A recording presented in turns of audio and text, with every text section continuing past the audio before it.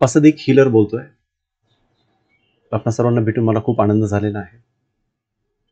ज्यावेळेस आपण चक्र सिस्टीम याचा आपल्या आरोग्यावर कशा प्रकारे परिणाम होतो हे पाहत होतो. तर ज्यावेळेस आपलं चक्र हे असंतुलित होतं, त्यावेळेस आपल्या चक्रावर त्याचा काय परिणाम होतो आणि आपल्या आरोग्यावर काय परिणाम होतो ते आपण पाहण्याचा प्रयत्न करणार आहोत. तर ज्यावेळेस आपण असं असं पाहूया, एक कल्पना करूया की चक्र म्हणजे हे एक प्रकारे एक नाच काम करत आहे, डान्स करत आहे. आणि ज्यावेळेस ह्यांच्यातला जो डान्स आहे, तर तो डान्स जरा जरी बिघडला तर संपूर्ण त्याचा जो आस्वाद आहे तो आस्वाद एकमेकांना घेता येणार नाही. आणि म्हणूनसाठी ते व्यवस्थितपणे फंक्शन करू शकत नाही, ते व्यवस्थितपणे कार्य करू शकत नाही. म्हणूनसाठी असंतुलन ज्यावेळेस निर्माण होतं विश्वामध्ये कुठेही, त्यावेळेस ती जी हार्मोनी असते, त्या हार्मोनियसपणा जो असतो तो कमी कमी होत जातो. आणि म्हणूनसाठी ज्याला असंतुलन म्हणतो, तर असंतुलन कशा प्रकारे होतं आणि काय त्याचा आपल्या आरोग्यावर परिणाम होतो ते आपण पाहण्याचा प्रयत्न करतोय.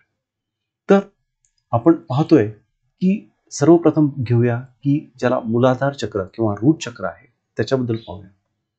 कारण हे एक सुरुवातीचं चक्र आहे, आपण सर्वांनी पाहिलेलं आहे. आणि हे ज्यावेळेस असंतुलित होतं त्यावेळेस काय होतं, तर इन्सिक्युरिटी एक निर्माण होते. आपल्याला एक अ, ज्याला आपण म्हणतो इन्सिक्युअर आहोत अशी भावना निर्माण होते. त्याचबरोबर इन्स्टॅबिलिटी, आपण कुठेतरी आपण स्टेबल नाहीये, आपल्यामध्ये वर खालीपणा असा निर्माण झालेला आहे, अस्वस्थपणा निर्माण झालेला आहे असं निर्माण होतो. आणि हे करत असताना आपल्या हे पण लक्षात येतं की जे सर्व्हायवल इन्स्टिंक्ट आहे, ज्याच्यावर आपलं जीवन अवलंबून आहे, असं व्यवसाय असेल, शिक्षण असेल किंवा आपण जो धंदा करता, उद्यम करता, काम करता, जिथं ज्याच्यातून आपण पैसा निर्माण करता, त्याला देखील ह्याचा अटकाव होतो. त्याचबरोबर आपल्याला एक लक्षात येतं की याच्यामुळं जर ह्या चक्र जर आपलं असंतुलित झालं, तर सर्वप्रथम सगळ्यात महत्त्वाची गोष्ट की आपल्या आरोग्यावर त्याचा परिणाम होतो, विपरीत परिणाम होतो आणि आपलं आरोग्य बिघडायला सुरुवात होते. तर म्हणूनसाठी हे चक्र जे आहे ते अत्यंत महत्त्वाचं आहे.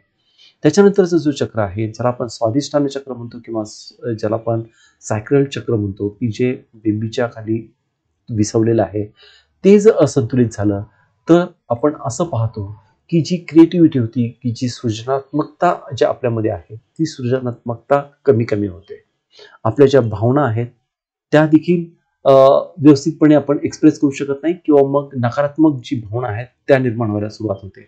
आणि याच्यामुळे काय होतं की आपले जे हार्मोनियल जे इम्बॅलन्सेस आहे, ज्याला आपल्या ग्रंथी ज्या आहेत त्याच्यामध्ये विसंवाद निर्माण निर्माण होतो, असंतुलन निर्माण होतं.